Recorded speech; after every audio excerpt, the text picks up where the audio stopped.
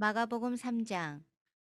예수께서 다시 회당에 들어가시니 거기에 한쪽 손이 오그라든 사람이 있었다. 바리새인들은 혹시나 안식일 위반으로 예수를 잡을까 하여 그 사람을 고쳐주나 보려고 그분을 주시했다. 예수께서 손이 오그라든 사람에게 말씀하셨다. 우리가 잘 볼 수 있도록 여기 서거라. 예수께서 이번에는 사람들에게 말씀하셨다. 어떤 행동이 안식일에 가장 합당하냐? 선을 행하는 것이냐, 악을 행하는 것이냐, 사람을 돕는 것이냐, 무력한 상태로 버려두는 것이냐. 아무도 말이 없었다. 예수께서는 그들의 비정한 종교에 노하여 그들의 눈을 하나씩 쳐다보셨다. 그리고는 그 사람에게 말씀하셨다. 내 손을 내밀어라. 그가 손을 내밀자 그 손이 새 손과 같이 되었다. 바리새인들은 서둘러 그곳을 빠져나가 어떻게 하면 헤롯의 당원들과 합세하여 그분을 파멸시킬 것인지 흥분하며 이야기했다. 예수께서 그곳을 피해 제자들과 함께 바닷가로 떠나가셨다. 그러나 갈릴리에서 큰 무리가 따라왔고 유대와 예루살렘과 이두메와 요단강 건너편과 두로와 시돈 근방에서도 큰 무리가 따라왔다. 그들은 말로만 전해 듣던 것을 직접 눈으로 보려고 왔다. 예수께서는 무리에게 밟히지 않도록 제자들에게 배를 준비하게 하셨다. 예수께서 지금까지 많은 사람들을 고쳐주셨으므로 온전치 못한 사람은 서로 밀고 당기며 그분께 다가가서 그분을 만지려고 했다. 악한 귀신들이 그분을 알아보고는 엎드려 부르짖었다. 당신은 하나님의 아들입니다. 그러나 예수께서는 그 말을 받아들이지 않으셨다. 그들의 입을 다물게 하여 자신의 정체를 사람들에게 알리지 못하게 막으셨다. 예수께서 산에 올라가셔서 자신이 원하는 사람들을 초청하셨다. 그들이 함께 올라갔다. 예수께서 12명을 정하시고 그들을 사도로 임명하셨다. 그분의 계획은 그들로 자신과 함께 있게 하고 그들을 보내 말씀을 선포하게 하며 그들에게 귀신을 쫓아내는 권세를 주시려는 것이었다. 그 12명은 다음과 같다. 시몬, 나중에 예수께서 그에게 베드로, 곧 바위라는 이름을 지어주셨다. 세베대의 아들 야고보, 야고보의 동생 요한. 예수께서 세베대의 두 아들에게는 천둥의 아들을 뜻하는 보아너게스라는 별명을 붙여주셨다. 안드레, 빌립, 바돌로메, 마테, 도마, 알페오의 아들 야고보, 다데오, 가나안 사람 시몬, 가롯 유다, 그분을 배반한 자다. 예수께서 집에 오시자 여느 때처럼 무리가 모여들었다. 예수께 이것저것 해달라고 청하는 사람들이 많아서 그분은 식사할 겨를조차 없었다. 예수의 친구들이 상황을 듣고서 필요하다면 억지로라도 그분을 구해내려고 왔다. 그들은 그분이 제정신을 잃어가는 것은 아닌지 의심했다. 예루살렘에서 종교학자들이 내려와서 예수가 마술을 부리고 마귀의 속임수를 써서 그 능력으로 사람들의 이목을 끌고 있다는 소문을 퍼뜨렸다. 예수께서 그들의 비방에 이런 이야기로 맞섰다. 마귀를 보내 마귀를 잡고 사탄을 이용해 사탄을 없앤다는 것이 말이 되느냐? 늘 싸움질하는 가정은 무너지게 마련이다.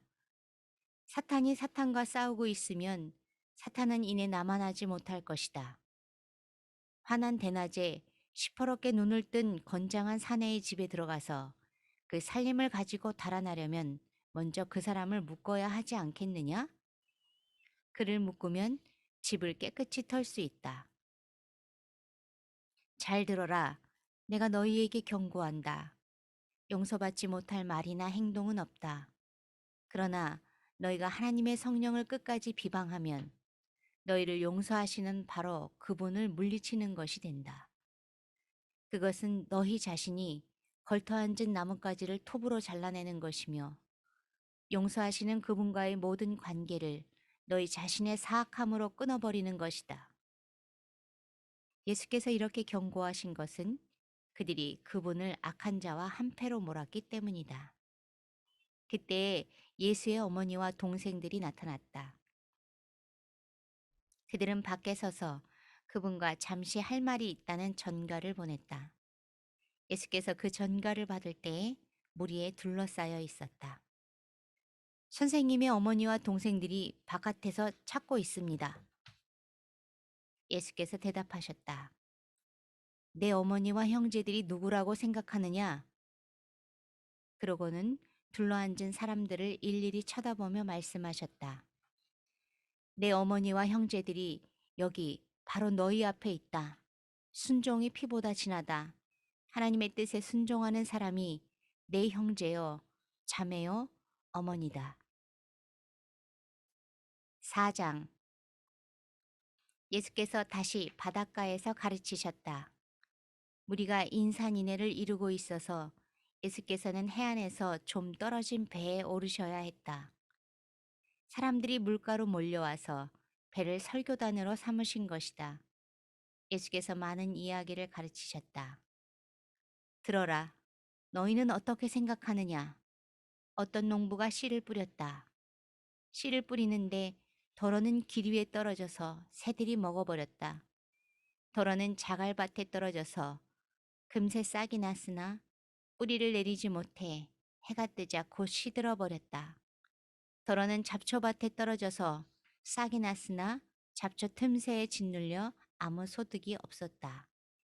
덜어는 좋은 땅에 떨어져서 무성하게 자라 농부가 생각지도 못한 큰 결실을 맺었다.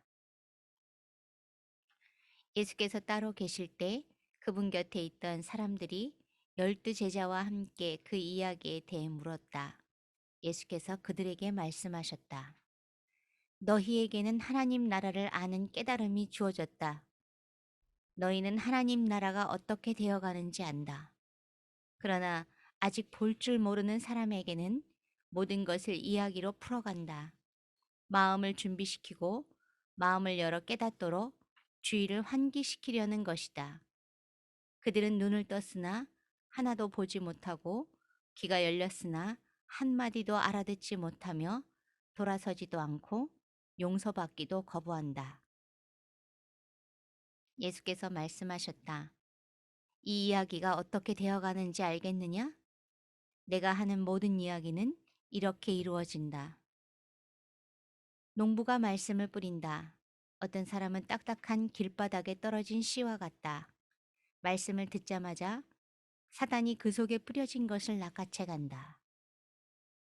또 어떤 사람은 자갈밭에 떨어진 씨와 같다. 그는 처음 말씀을 들을 때는 아주 뜨겁게 반응한다.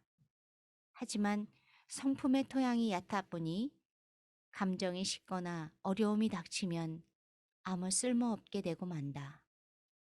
잡초밭에 떨어진 씨는 천국 소식을 듣기는 듣지만 해야 할 온갖 일과 갖고 싶은 것에 대한 염려로 짓눌려 있는 사람을 가리킨다. 스트레스에 숨이 막혀서 들은 것조차도 아무 소득이 없다. 그러나 좋은 땅에 뿌려진 씨는 말씀을 듣고 품어서 생각지도 못한 큰 결실을 맺는 사람을 가리킨다. 예수께서 계속해서 말씀하셨다. 집에 등잔을 가져와서 통 속이나 침대 밑에 두는 사람이 있느냐?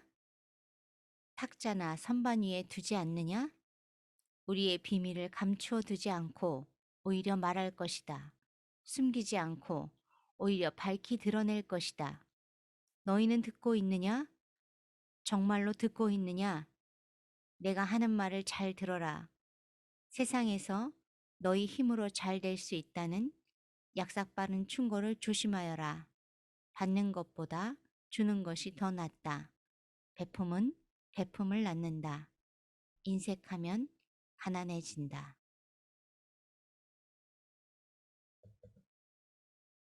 예수께서 또 말씀하셨다. 하나님 나라는 어떤 사람이 밭에 씨를 뿌리고는 잊어버린 채 잠자리에 든 것과 같다. 씨는 싹이 터서 자라는데 그는 어떻게 된 일인지 모른다. 그의 도움 없이 땅이 다 알아서 한다.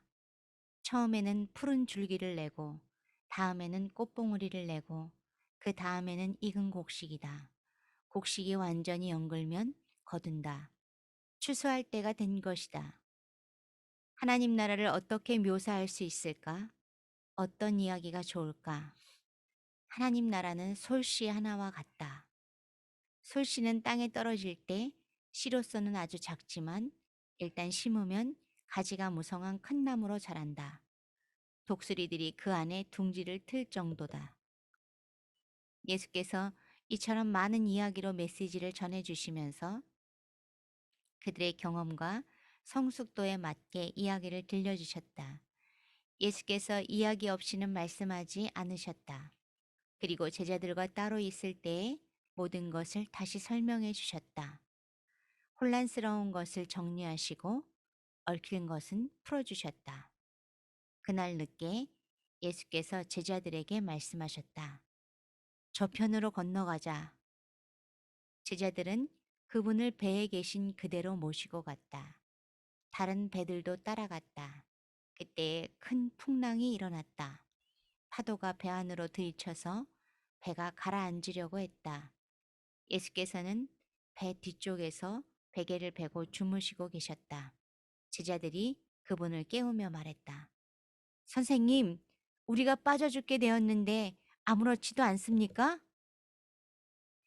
잠에서 깬 예수께서 바람에게 조용하라고 하시고 바다에게 고요하여라, 잠잠하여라 하고 말씀하셨다. 바람이 숨을 먹고 바다는 호수처럼 고요해졌다. 예수께서 제자들을 꾸짖으셨다. 어째서 너희는 이토록 겁이 많으냐? 그렇게도 믿음이 없느냐? 그들은 놀라고 두려워서 어쩔 줄을 몰라 했다. 도대체 이분은 누구신가? 바람과 바다도 마음대로 부리시다니